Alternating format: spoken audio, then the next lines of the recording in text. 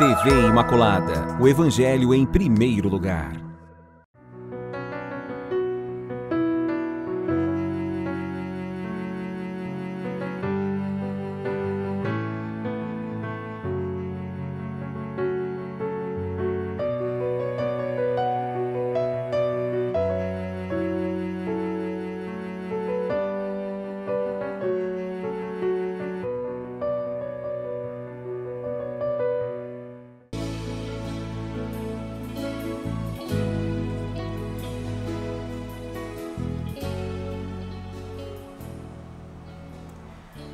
Olá, estamos de volta ao programa Respostas. Minha saudação carinhosa a todos vocês que estão nos acompanhando aqui pela TV Imaculada, essa TV que traz tanta luz, tanta esperança, essa TV que evangeliza. Programa Respostas, o programa aqui pela TV Imaculada, dividido em 3 blocos.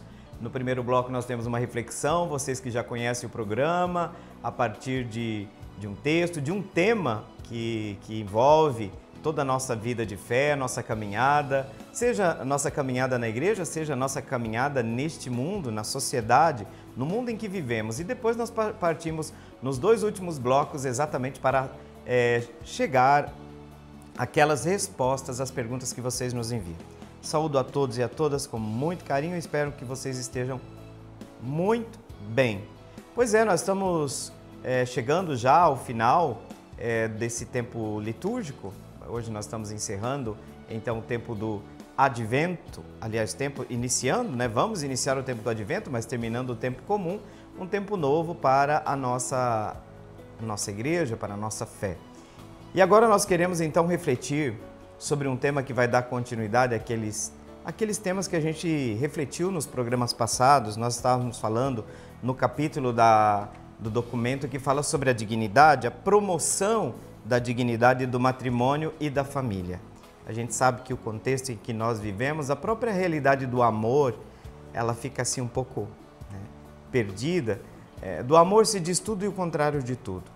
E aí a gente precisa de retornar às fontes para redescobrir aquele sentido pleno, aquele sentido genuíno daquilo que significa para nós amor. E o amor vivido aqui, no caso, no nosso tema, de maneira muito específica, na relação conjugal. Então nós falamos sobre o amor conjugal, 2 programas, aliás, nós nos dedicamos a isso. E hoje nós vamos para um outro tema muito importante, que esta família, este núcleo que é formado, que esse amor conjugal ele também tem uma característica, ele é um amor fecundo. Exatamente, nós vamos falar hoje sobre a fecundidade do matrimônio. Então nós vamos agora disponibilizar para vocês a leitura do texto da Gaudium et Spes, que fala exatamente sobre esse tema. Na sequência a gente volta para refletir com vocês. Vamos para a leitura. A promoção da dignidade do matrimônio e da família. A fecundidade do matrimônio, parte 1. O matrimônio e o amor conjugal ordenam-se, por sua própria natureza, a geração e educação da prole. Os filhos são, sem dúvida, o maior dom do matrimônio e contribuem muito para o bem dos próprios pais. O mesmo Deus que disse: não é bom um homem esteja só, e que desde a origem fez o homem varão e mulher, querendo comunicar-lhe uma participação especial na sua obra criadora, abençoou o homem e a mulher, dizendo: sede fecundos e multiplicai-vos. Por isso, o autêntico cultivo do amor conjugal e toda a vida familiar que dele nasce, sem pôr de lado os outros fins do matrimônio, tendem a que os esposos, com fortaleza de ânimo, estejam dispostos a colaborar com o amor do Criador e Salvador, que por meio deles aumenta cada dia mais e enriquece a sua família. Os esposos sabem que no dever de transmitir e educar a vida humana, dever que deve ser considerado como a sua missão específica, eles são os cooperadores do amor de Deus Criador e como que os seus intérpretes. Desempenhar-se-ão, portanto, desta missão com a sua responsabilidade humana e cristã, com um respeito cheio de docilidade para com Deus, de comum acordo e com um esforço comum, formarão retamente a própria consciência, tendo em conta o seu bem próprio e dos seus filhos já nascidos ou os que prevêem virão a nascer, sabendo ver as condições de tempo e da própria situação e tendo finalmente em consideração o bem da comunidade familiar, da sociedade temporal e da própria Igreja. Gaudium et Spes. Nós nos sentimos edificados quando a gente entra em contato com o texto deste, porque exatamente nós temos se redireciona todas essas temáticas em relação ao amor conjugal como fonte da convivência, dos bens do casal. Mas aqui, o documento está falando nesse ponto, que junto com as outras finalidades do amor conjugal, nós temos esta, que é uma finalidade específica deste núcleo do amor conjugal. Dele provém, então, ordena-se, esse amor conjugal se ordena por sua própria natureza. O documento fala que é próprio da natureza do amor conjugal ordenar-se a geração e a educação da prole. É óbvio que por muito tempo a moral cristã bateu muito nessa tecla da finalidade do matrimônio para a procriação. Qual que é a questão que nós colocamos hoje? O reequilíbrio dessa visão exatamente tem que ser retomada, que essa finalidade ela tem que ser revista, tem que ser vista junto com as outras. O bem do casal, e olha que nós temos que ter 3 perspectivas aqui que se busca o bem comum. Olha só, o bem da comunidade familiar, e nesse sentido, o bem da comunidade familiar inclui a responsabilidade desse próprio núcleo familiar, e aí aqui nós falamos propriamente do amor conjugal, da célula em si, que é a família, tá? Mas também o bem da sociedade temporal, porque nós não somos deste mundo, mas nós estamos neste mundo. Então, uma coisa não significa desprezo pela outra. O fato de não ser do mundo não significa que nós não estamos no mundo, ou não pode ser interpretado como não estar no mundo. Então, o bem da comunidade familiar, a busca do bem da sociedade temporal e com ela o bem da própria igreja.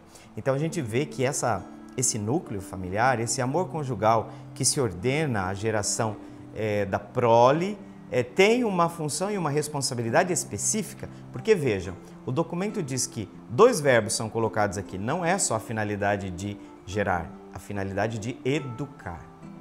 Óbvio que nós sabemos que numa vida em sociedade, a família se une, por exemplo, a escola, a sociedade como um todo. Por isso que, por exemplo, os pais, nos primeiros anos da vida dos seus filhos, estão atentos às fontes, à TV, à própria internet. Por quê? Porque a criança está numa fase de formação da sua consciência. Então é verdade, na infância os pais têm que estar atentos às redes sociais. Por quê? Porque isso educa ou deseduca. E o que é educação nesse sentido? No sentido cristão, a educação é a formação da consciência e da personalidade para que a pessoa alcance o desenvolvimento pleno. O que significa esse desenvolvimento pleno? Esse desenvolvimento pleno pode ser dito como desenvolvimento integral da pessoa, sua dimensão espiritual, a dimensão da fé, a dimensão dos valores, a dimensão da própria materialidade da existência. Não é fácil construir, educar uma pessoa. Você que é pai, você que é mãe, sabe com certeza do que é que eu estou falando. Sobretudo quando você não vem auxiliado pela comunidade maior nesse processo de educação. Mas veja, o documento está dizendo que a responsabilidade primeira, não única, mas a responsabilidade primeira é da família. Esse processo, esse caminho de educação.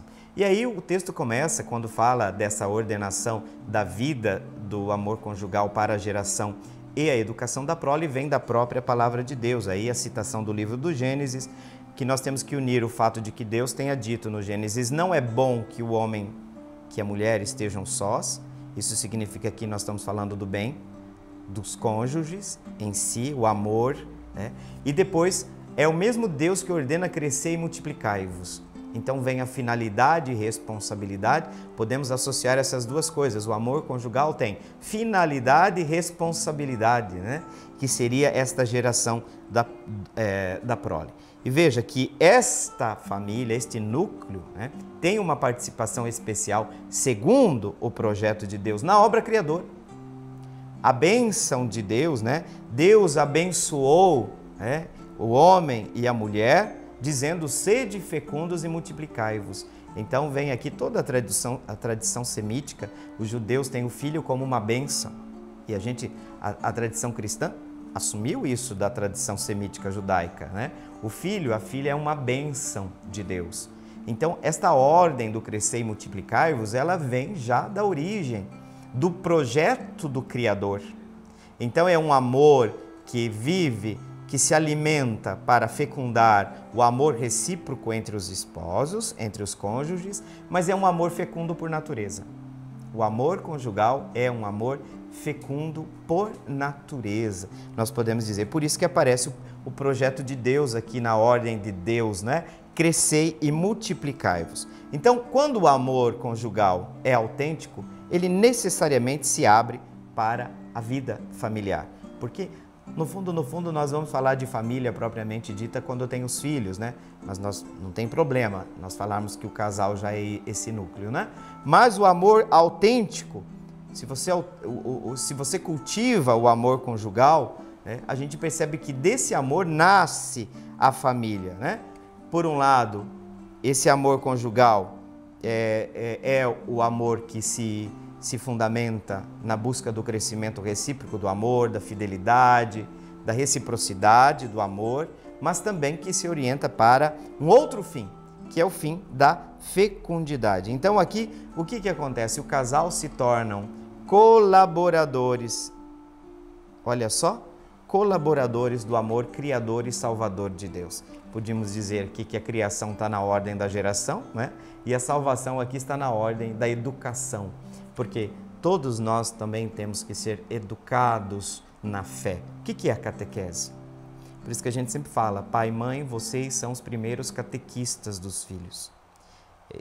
Gente, é fundamental não esperar que o anúncio da fé seja feito na paróquia quando a criança tem 7 ou 8 anos. Não dá.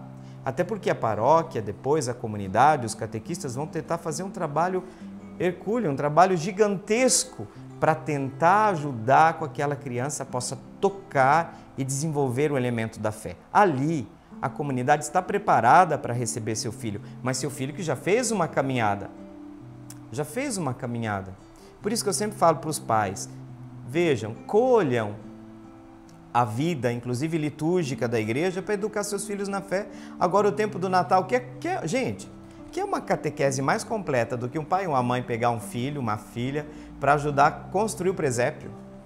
Esse aqui é o Filho de Deus que veio a esse mundo. Você vai conversando com a criança, né? O padre já não tem nem muito jeito para falar essa linguagem da criança, infelizmente, mas o pai e a mãe têm, sabe que a criança precisa de uma materialidade, porque como é que a criança entende Deus? Ela não abstrai. A criança não tem um processo de abstração como nós. Então você precisa mostrar, né? Tem que ter uma cruz na parede, uma cruz na porta, um terço no berço e, sobretudo, como eu dizia, esses tempos litúrgicos que são muito importantes, como o Natal, pegar a criança, né? Para arrumar a árvore de Natal, construir o presépio.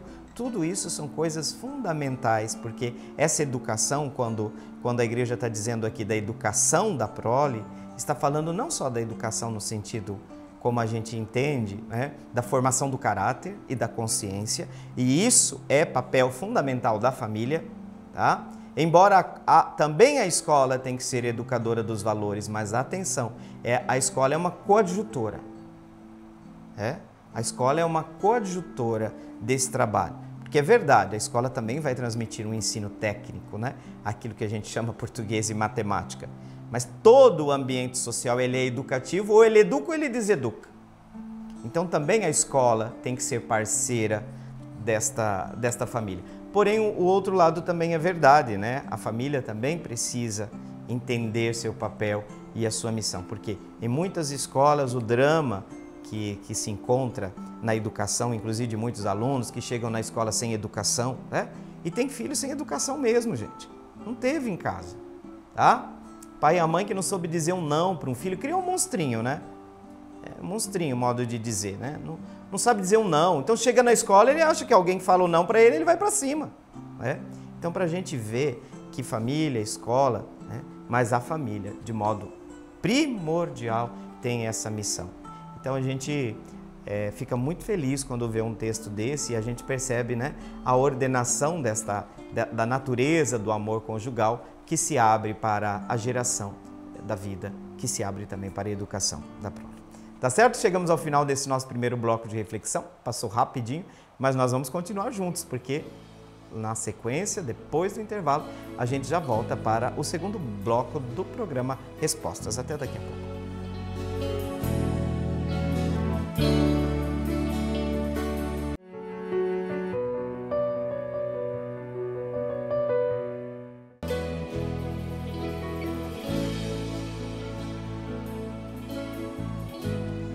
Estamos de volta, programa Respostas, nesse segundo bloco. Que bom que você está conosco, como a gente prometeu, estamos aqui. Saudação carinhosa a todos vocês. E agora nós vamos para as respostas.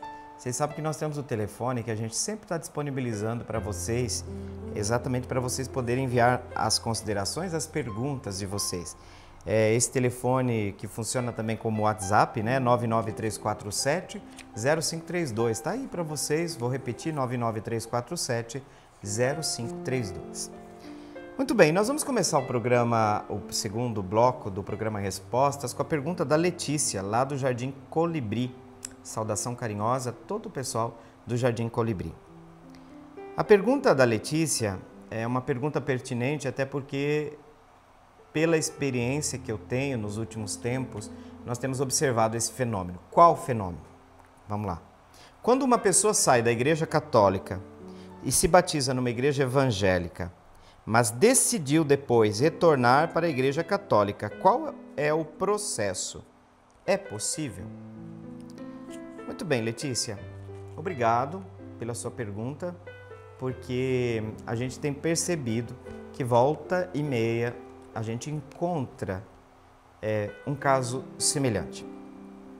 O que a gente precisa saber e ter consciência de que para nós católicos o nosso batismo ele confere o que nós chamamos, é uma linguagem técnica para falar do sacramento do batismo, uma marca, um selo indelével. Indelével para traduzir, né, que não se tira, não se retira. Essa marca, para nós, ela não é uma marca que se perde, né? Que se perde. Esse selo de Deus, né? Porque no fundo o batismo é uma consagração, sobretudo a Deus.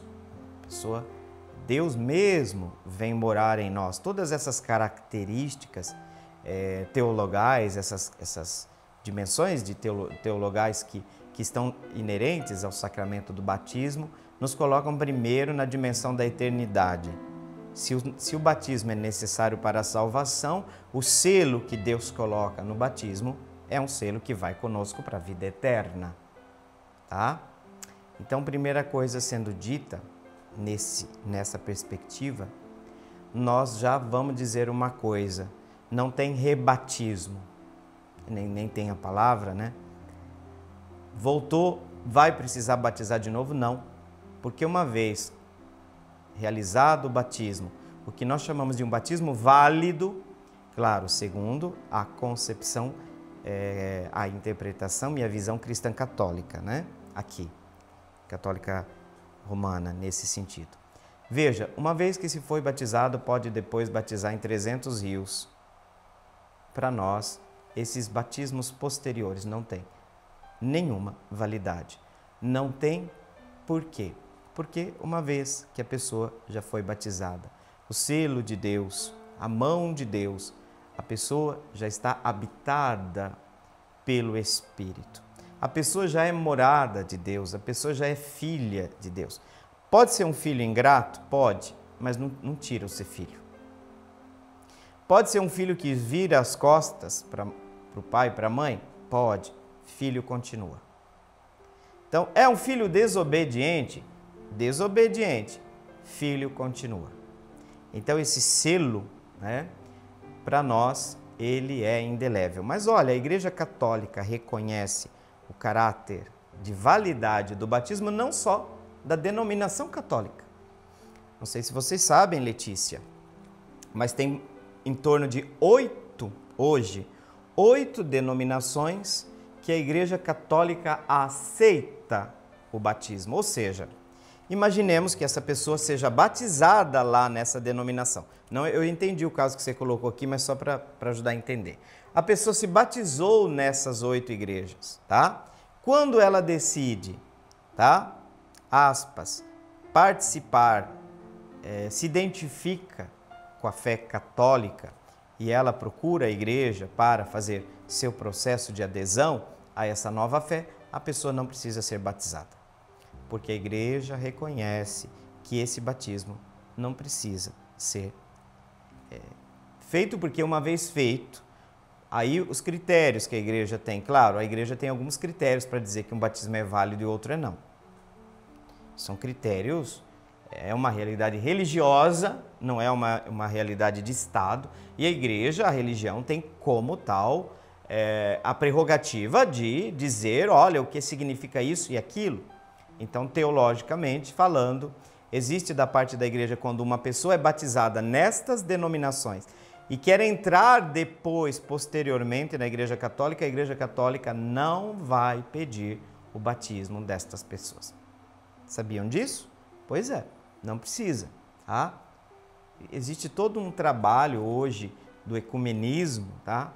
Exatamente para nos converter à fonte originária para o restabelecimento da plena comunhão entre os cristãos, né? Nós bem sabemos que essa comunhão foi ferida pelas diversas divisões, vamos assim dizer, dentro do próprio mundo cristão, que é um contra-testemunho muito grande, né? Mas enfim, vamos lá, vamos não perder de vista essa perspectiva. Então, esse batismo, ele é um selo sagrado, ele é a adesão definitiva desta pessoa ao projeto de Deus, à sua graça, enfim.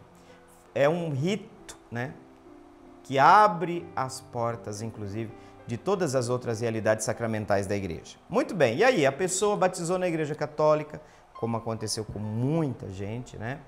Aspas, batizado, mas não evangelizado, vamos assim dizer, e existe uma multidão ainda de pessoas assim. O que acontece? A pessoa lá pelas tantas começa a experimentar, fazer experiência numa outra comunidade cristã, né? Mas que não é a mesma denominação católica. E lá pelas tantas, os caminhos da vida vai, vida vem, a pessoa resolve, depois de uma experiência. Esses dias eu conversei com uma pessoa que fez o acampamento, era católica no início, né? Modo de dizer, era aquele adesão à igreja, mas de forma sacramental ali, mas sem uma adesão nesse processo de evangelização, de conhecimento e de experiência do ser igreja mesmo, né? E a pessoa fez uma experiência numa denominação cristã fora e depois voltou. O que a pessoa tem que fazer quando volta? Tem que batizar de novo? Absolutamente não. Uma vez batizado, batismo público, reconhecido, válido, a pessoa, quando volta para a Igreja Católica, ela não precisa ser batizada novamente. Mas e daí, padre? O que ela precisa, então? Claro, nós estamos falando de um processo de retomada da sua própria fé. Então, inicialmente, essa fé precisa ser amparada pela comunidade, no sentido de fortalecer nesta pessoa a experiência católica como tal, entendida como vida sacramental, de aproximação da Santa Eucaristia, de aproximação do sacramento da reconciliação, e essa é uma porta que é necessária. A pessoa tem que passar pela porta de um outro sacramento, que é muito importante nesse processo, Letícia, tem que fazer uma frutuosa, boa confissão. Inclusive narrar, né, seu percurso de fé, a experiência externa, vamos assim chamar, né, no máximo respeito também às outras denominações, a experiência de deixar, né, a igreja por um tempo, Nós temos um termo técnico que pode parecer ofensivo para alguém, mas a apostasia, né, nós chamamos o abandono da fé nesse sentido. Aí a pessoa volta, tem que fazer a passagem pela porta da reconciliação. Até porque o sacramento da reconciliação é, em primeiro lugar, reconciliação com Deus. Aí nós vamos lembrar o amor a Deus, o grande mandamento, o amor ao próximo. Também a comunidade, também com a comunidade o penitente deve se reconciliar. O que significa? Que o ministro que está ali, ele é ponte para esta reconciliação com Deus, mas também com a igreja. Então o perdão é pedido também à comunidade, é pedido também à igreja. Fez uma boa confissão, uma confissão que seja capaz da pessoa realmente revisitar as pilastras da sua fé para retomar esse caminho. Então, assim, se você saiu, você vai ver as razões, a experiência que você fez, dá para colher muita coisa que enriqueceu, dá, pelo amor de Deus, né? Pelo amor de Deus. Mas também, se você volta, mas vai fazer o mesmo caminho superficial de adesão ao núcleo essencial da fé, você vai terminar do mesmo jeito. Vai esfriar do mesmo jeito e vai procurar uma outra experiência novamente. Então você precisa fazer um caminho de adesão à fé cristã, de desejo consciente de conhecer mais a própria fé, e tem um passo que precisa ser dado. É o passo que eu vou lhe dizer agora, Letícia. A pessoa precisa fazer a profissão pública da fé. O que significa? Numa celebração pública, né, a comunidade, reunida a comunidade, a pessoa tem que professar a fé, tá? Professar a fé, fazer a oração do creio, ou símbolo apostólico, né? Creio em Deus Pai, esta fórmula que transmite para nós, que condensa de maneira bastante sintética o núcleo da fé católica, precisa ser professada. E essa profissão ela ganha um caráter um pouco solene, exatamente por isso, tem que ser pública, porque a pessoa provavelmente foi vista em outras denominações e agora retorna para a Igreja Católica e ela precisa o quê? Retornar de maneira plena ao seio da comunidade, essa comunidade que se reúne não porque todo mundo pensa igual, essa comunidade que se reúne não porque é do mesmo partido ou porque torcem para o mesmo time de futebol. Não, essa comunidade é unida pela fé. Então, para ser unida na fé, nos valores decorrentes, tudo isso, mas sobretudo na fé, é o que dá legame, né? A liga que dá. Então a pessoa tem que professar a fé, porque é a fé da comunidade que sustenta o caminho desse irmão, dessa irmã, que uma vez acolhida tem que se colocar a caminho dentro da comunidade, tá? E aí precisa se fazer o caminho de experiência verdadeira, intensa da própria fé. Eu digo que muitas pessoas não fizeram experiência católica de vida de fé. Por isso, eu sempre digo para as pessoas, gente, a comunidade é muito importante na nossa fé. A comunidade é o chão onde eu amadureço minha fé. Ah, padre, mas é difícil viver em comunidade. É muito difícil, verdade. Concordo plenamente. Ter cheio de gente lá com defeito, gente que está a caminho, como você, como eu. Nós estamos a caminho, buscando uma plenitude. Então, não são pessoas perfeitas. Ninguém vai para a comunidade cristã pensando assim que vocês vão encontrar anjos. Aliás, gente que começa a aparecer muito anjo, sei não, né? Sei não. A gente não cheira muito bem, né? Não, todo mundo a caminho, né? Todo mundo a caminho. Tentando ser melhor cada dia, caindo aqui, levanta ali. Isso é o caminho cristão. Coisas extraordinárias acontecem muito raramente porque esse não é o modo de Deus agir. No cotidiano da vida de uma comunidade, no caminhar da fé, se amadurece o caminho do cristão. Então, você precisa fazer agora o quê? Um caminho de adesão também afetiva e efetiva com a comunidade. Você voltou a ser católico, o seja plenamente. Seja experimentando todos aqueles meios salvíficos, todos aqueles meios que a graça de Deus disponibiliza por meio desta comunidade de salvação que nós chamamos igreja, que nós denominamos igreja. Então, Letícia, É um caminho de volta, mas é um caminho que te coloca de volta no mesmo caminho que você fez também quando você saiu. Você saiu achando que dentro daquela comunidade você ia seguir melhor Cristo. Não é isso? É, né? Eu achei que ali eu ia seguir melhor Cristo. Então, voltando para a comunidade, saiba que o caminho da comunidade é esse. Seguimento de Jesus Cristo. Não é seguimento de padre, não é seguimento de pessoas. É o seguimento de Jesus Cristo. E os discípulos foram enviados 2 a 2. Os discípulos foram reconhecidos ao partir o pão. O ressuscitado é reconhecido na reunião da comunidade no 8º dia. Isso para dizer que existe uma teologia que ampara a vida da comunidade como lugar natural, podemos assim dizer, do amadurecimento, do crescimento e do amadurecimento na fé. Tá certo, Letícia? Esse é um momento muito importante da nossa caminhada de fé. Só que agora você tem que conhecer e amar a comunidade onde você está. E como dizem alguns entendidos que a gente não ama, o que não conhece é uma oportunidade de você entrar de cabeça na vida da comunidade, servir a comunidade e seguir com fé o caminho de Cristo. Tá certo, Letícia? Muito obrigado pela sua pergunta. E com a pergunta da Letícia, nós chegamos ao final do segundo bloco. Agora vamos para o nosso intervalo e já voltamos porque vamos ter a oportunidade ainda de um terceiro bloco no nosso reencontro. Até daqui a pouco.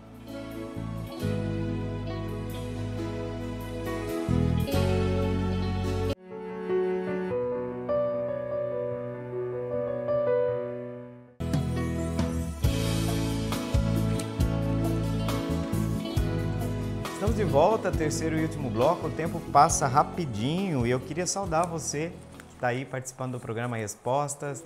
Essa semana também conversei com algumas pessoas que dizem que volta e meia estão participando aqui do programa. Saudação muito carinhosa. Nós temos algumas pessoas que assiduamente estão participando, às vezes veem a reprise do programa. Minha saudação carinhosa a todos vocês. E você que está chegando agora, seja muito bem-vindo, bem-vinda. E vamos agora para a pergunta com a qual nós vamos iniciar o segundo bloco, o terceiro, na verdade, né? Segundo das questões, mas o terceiro bloco do programa Respostas. Agora é a pergunta do Samuel. Samuel, muito obrigado pela sua pergunta. O Samuel lá da Vila Planalto, fica ali quase na região do São Francisco, também próximo lá da região onde a gente mora, tá? Veja, uma pergunta interessante que muita gente tem na cabeça, tá? Vejam que a igreja ela tem alguns parâmetros para tomar algumas decisões e esses parâmetros, se eles atingem um grau dogmático, significa que aquele raciocínio ele tem que ser acolhido como a parte integrante da nossa fé. Mas existem inúmeras outras questões que também a comunidade reflete e num determinado momento toma uma decisão, que nós podemos chamar de decisão disciplinar, que não é uma decisão dogmática, é uma decisão de organização, de pastoreio da própria igreja, que pode servir num tempo como pode não servir em outro. Aí vocês estão perguntando, mas por que, padre, fazer essa consideração? Por causa dessa pergunta que vai vir aqui agora, a pergunta do Samuel. Vamos lá? Depois eu vou voltar nesse ponto, porque vai ser importante essa breve introdução sobre esse tema. Olha só um tema que volta e meia aparece, inclusive, todo mundo opinando, porque todo mundo quer casar os padres, né? Não é assim? Não é assim? Então, a pergunta do Samuel: ordenar padres casados, abre parênteses, seguindo as mesmas regras do diácono permanente, do diaconato permanente, pode solucionar a falta de sacerdotes em regiões mais afastadas dos grandes centros? Aí dá o exemplo, Samuel dá o exemplo, ribeirinhos, países que possuem poucos padres. Samuel, que bacana a sua pergunta. E a sua pergunta é oportuna, sobretudo porque a gente está pensando muito tempo nessa questão, e essa questão surgiu sobretudo por causa de um problema que é quase universal, Samuel, a falta de vocações para o sacerdócio. Tá? Sobretudo na Europa, Samuel, nós já temos dioceses que têm 30%, 40% do seu clero oriundo de outros países. Sobretudo, a igreja tem tido vocações da Ásia, da Índia, desses países, né? Por incrível que pareça, ali da África, ali o número de vocações tem Agora, Europa, aspas, uma tragédia, né? Uma tragédia. Então, como é que nós resolvemos a questão da falta de vocações sacerdotais? As razões são inúmeras. Eu sei que todo mundo tem uma opinião aqui, por isso que eu comecei a pergunta brincando que todo mundo quer casar o padre, né? E aí a gente precisa tomar cuidado, porque tem alguns pontos importantes, porque a igreja ainda mantém o celibato. Não pensemos que seja simplesmente por um motivo econômico, como volta e meia eu vejo, né? Só não libera o celibato dos padres pela questão da herança, enfim. É uma análise um pouco reducionista, porque a igreja também tem presente algumas razões pelas quais ela mantém o celibato. É o que eu estava dizendo. O celibato não é um dogma no sentido oriente cristão, católico, tá? Os padres são casados, não permaneceram na tradição. Embora eles tenham também padres celibatários, o Oriente católico, tá, gente? Cristão católico. E entre os bispos, aliás, entre os candidatos ao episcopado são escolhidos os celibatários. Tá? Essa é uma tradição que o Oriente manteve. O Ocidente assumiu o celibato, não é imposto, mas como a gente diz, o celibato como tal. Nós não temos a experiência dos padres casados. Essa questão voltou também à tona quando se refletiu no Sínodo da Amazônia. Bem sabemos a escassez de ministros ordenados para o atendimento, para a celebração, sobretudo para a celebração da Eucaristia, de comunidades bastante afastadas. Tem comunidades, gente, que recebe a visita do padre uma vez no ano. Sem contar que a Eucaristia não é um momento acidental da comunidade, é central. E como a Eucaristia está associada ao sacerdócio, nessa estrutura que nós temos, né? A ausência do sacerdote inviabiliza a realização da Eucaristia. Inúmeras comunidades no Brasil, e não são poucas, tá? Vocês me desculpem falar a verdade, que dói em mim também.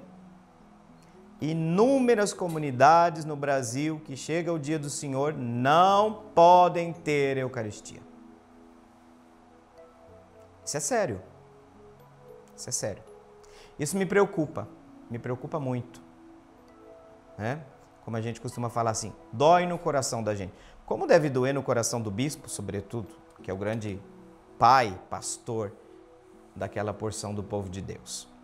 Então, gente, se cogita sim, às vezes nos bastidores, às vezes em grandes grupos e tendências dentro da igreja, que já estão defendendo a ideia da escolha, inclusive, de um viri probatis, que seria um homem, um senhor casado da comunidade, claro, com muitos critérios, uma pessoa já aprovada no caminho da fé da comunidade, do ponto de vista da própria experiência cristã na comunidade, mas também na experiência do próprio matrimônio, vivido de maneira, né, vamos chamar assim, exemplar. Mas em que nível estão essas discussões e até que ponto elas serão aceitas, serão acolhidas? Não sei. Samuel, sendo muito sincero, não sei. Existe uma pressão, existem inúmeros grupos que são dentro da própria igreja, que são a favor do que nós chamamos de celibato opcional. O celibato é um dom para a igreja, tá, gente? Ninguém está falando aqui em acabar com o celibato. Não é isso que nós estamos falando. O celibato sempre acompanhou a vida da igreja, sempre, tá? Mas aqui o que entra é a questão do opcional. Opcional. O mesmo Ocidente manteve o celibato, mesmo o Oriente manteve, gente, a experiência do celibato. Os bispos do Oriente são escolhidos entre aqueles candidatos celibatários, tá? Então, para a gente entender. Agora, não podemos ser simplistas nas respostas. libera o celibato que o problema se resolve. Eu vou até dizer uma coisa assim, Samuel, que eu não queria te assustar, não. Eu acredito assim, que a crise hoje também do sacerdócio, enquanto instituição, ela é mais séria do que simplesmente liberar padre para casar. Para mim, agora, talvez você vai dizer, não importa para vocês o que eu penso. Verdade, eu quero responder com a igreja. Tento aqui, pelo amor de Deus. Claro que o estilo de cada um aparece também. Mas aqui é um raciocínio mais meu e eu preciso pontuar isso, né? Que não é tão fácil dizer, pum, tem gente que é assim na cabeça, liberou, logo vai resolver problema de homossexualidade, vai resolver todos os problemas do mundo, a fórmula mágica. Tá? Não. Calma. Eu acredito que nós somos simplistas às vezes. Eu conversei com um pastor presbiteriano, que é muito amigo meu, de Dourados, uma vez, e ele me disse uma coisa que me fez pensar depois. Ele falou que nós, evangélicos, erramos e vocês também erram.